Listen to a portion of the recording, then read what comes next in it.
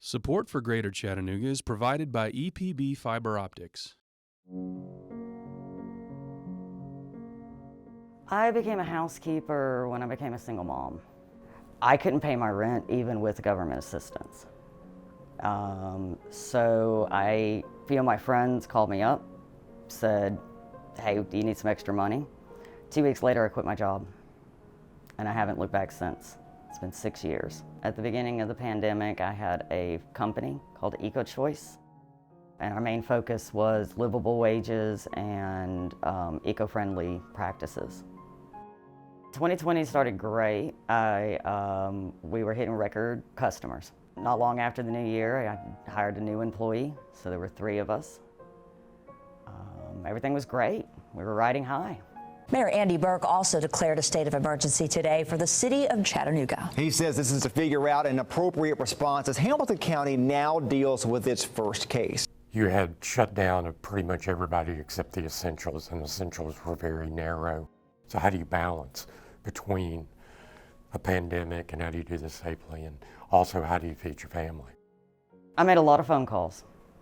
I called all my clients that I could get a hold of or texted with them, asked them for their opinion on what to do when the lockdown started. I called the health department. They could not tell me where I fell in. I talked to nurses, I talked to doctors, I even talked to a microbiologist and made the decision to suspend all services. Having to close, reopen, maybe close again, it has such an impact on the employees, not just the business owner, but the employees of that business. Almost 70% of Americans live paycheck to paycheck. So now they're shut down with very little warning for 2 weeks or 3 weeks. That can be make or break.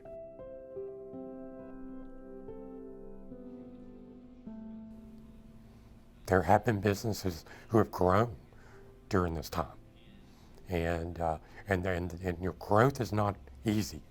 Growth is expensive. You got to grow right, or you grow yourself out of business.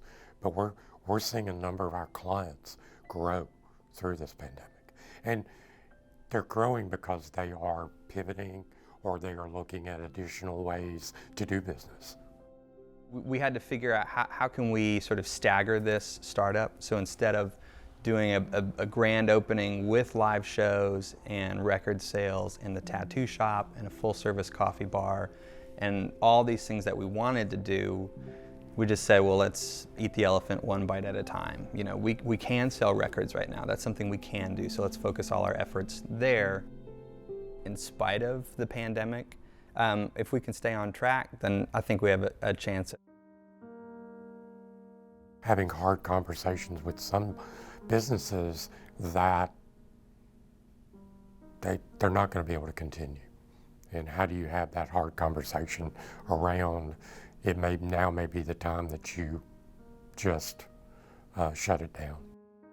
I can't remember any one given moment where, I knew that I wasn't going to go back to having employees and doing that I needed to focus my life. It's really been more of a gradual realization because I haven't known what to do. Almost this entire year, I've just felt so incredibly lost. And that was my idea with gaining employees is I wanted them to have that financial independence. I wanted them to experience the sense of community that it gave me. And then realizing in the lockdown hit that I couldn't do anything for them. I was powerless. Because a business fails does not mean the person's a failure. It may be the right idea, but it may be the wrong time. Maybe the wrong circumstance.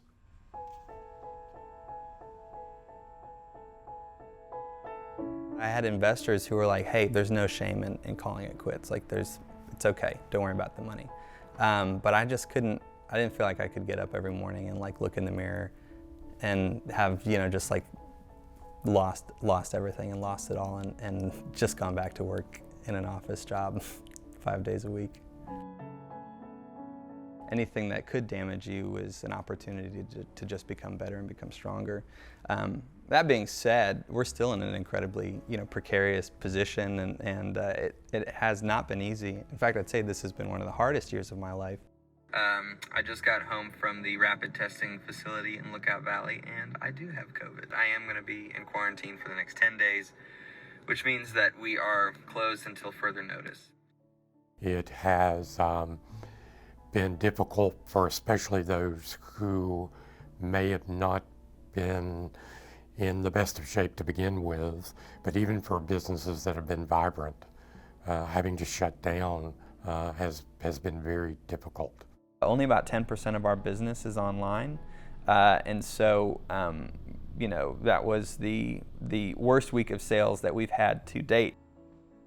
Now the following week, when we finally got to reopen our doors, is one of the best weeks we've ever had, because people were so glad just to be able to walk through the door again.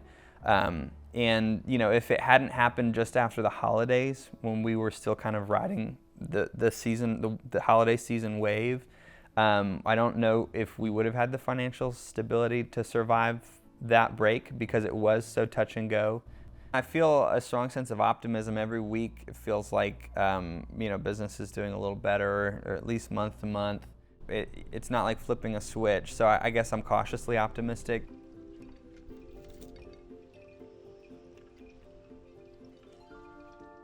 For 6 years, I knew. I had a plan. I knew exactly what I was doing. I knew the process. I had goals. And I think with everything that happened, I completely lost all sight of that. I'm comfortable in how things have turned out, but I think that's something that I've still questioned. I think that's a lot of what leads to the indecision that I have been really struggling with, is I don't know if that was the right choice. I do know that I protected people, and that has to be enough. After everything last year, I have found the gardening, which I've always loved, but in this time it has been the most healing process. Seeing gardens getting created, people coming together again and starting to move forward. I think it gives us hope. After a really dark year of not a whole lot of hope, I think it's finding that hope again.